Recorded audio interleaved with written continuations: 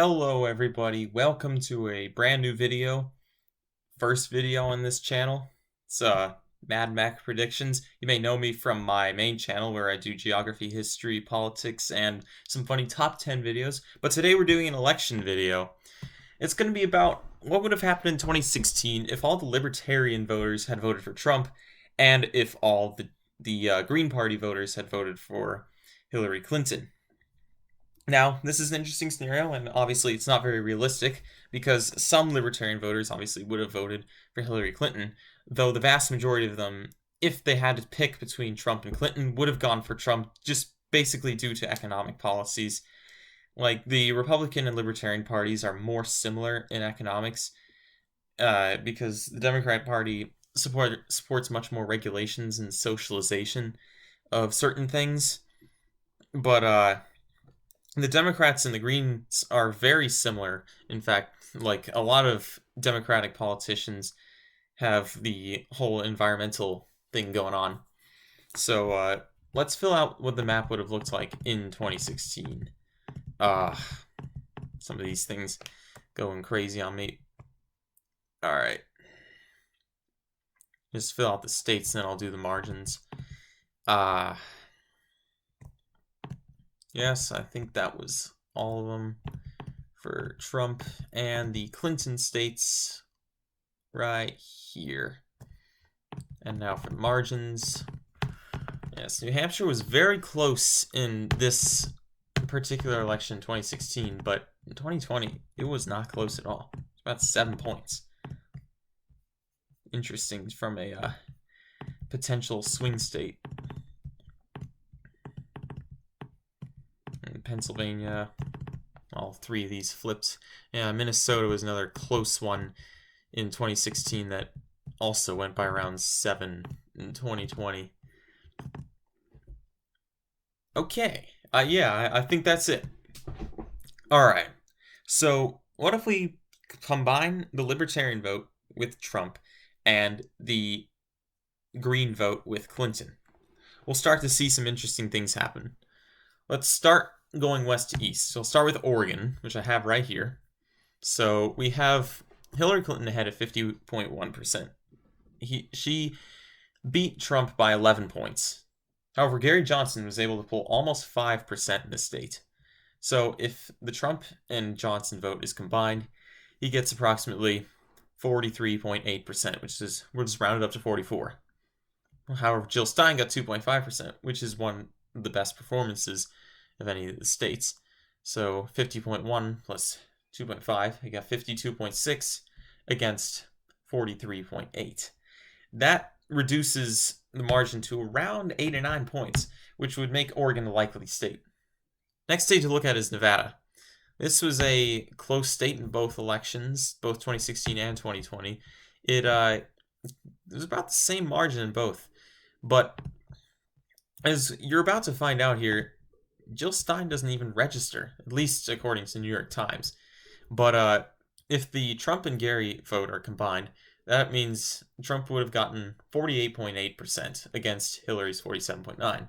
Margin is 0.9%, but Nevada would have flipped Republican. Arizona, let's take a look at it. I mean, it wouldn't change. It won't change, I don't think, but it's always good to look. Gary Johnson got 4.1%. Trump got 48.1%. That'd be a combined margin of 52.2%. Combine Hillary and Jill Stein, that'd be around 46. So 46-52, that actually will change into the likely margin.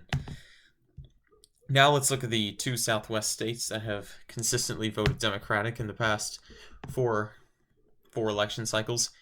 Colorado, former swing state here.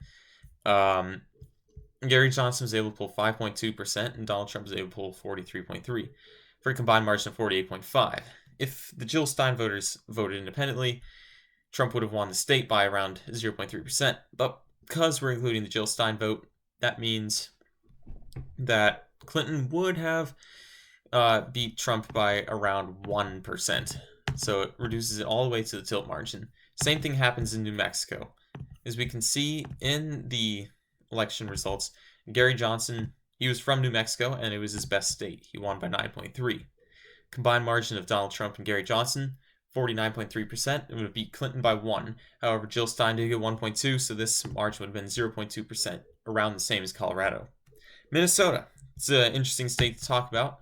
We're going to talk about the Rust Belt states now, because the third-party presence was actually quite large, especially for Gary Johnson.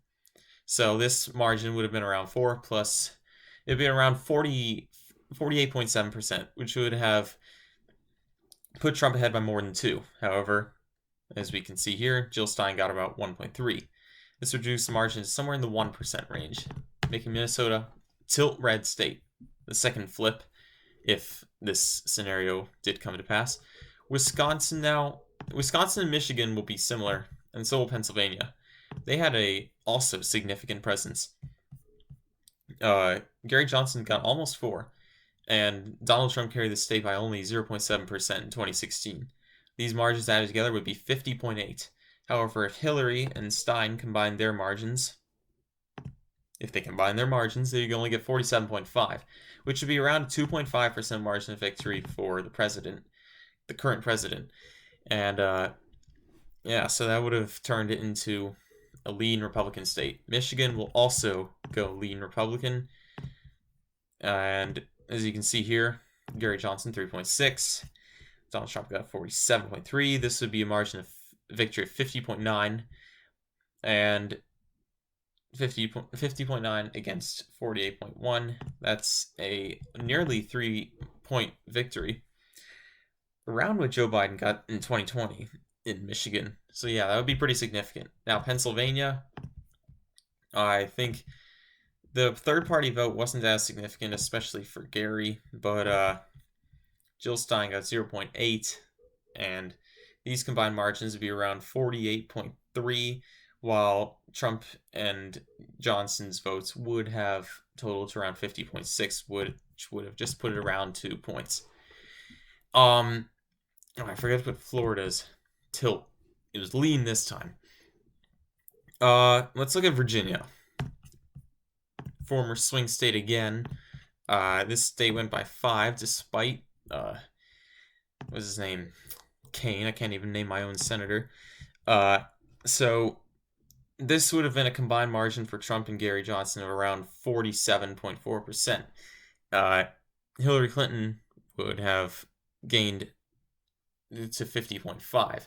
This would move Virginia down to the lean Democrat column.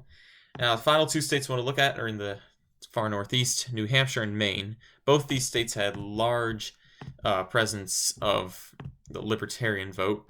As you can see here already, one of his best states, one of Gary Johnson's best states, he got 4.1. This would total Trump's margin to 50.6%.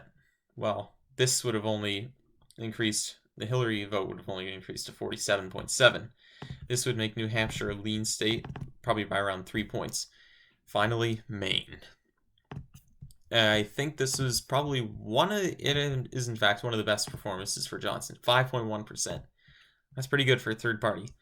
Well, obviously he's not as good as Ross Perot, but this vote would have tallied up to about 49.7, while Trump and Johnson's vote combined would have made it to just 50. That would have barely flipped Maine. So yeah, this is what the election map would look like if the Libertarian vote went to Trump and the Green vote went to Clinton. All right, guys, thank you for watching. I hope you enjoyed this kind of thing. I'll be making future videos like this. And be sure to subscribe to my main channel too. Goodbye.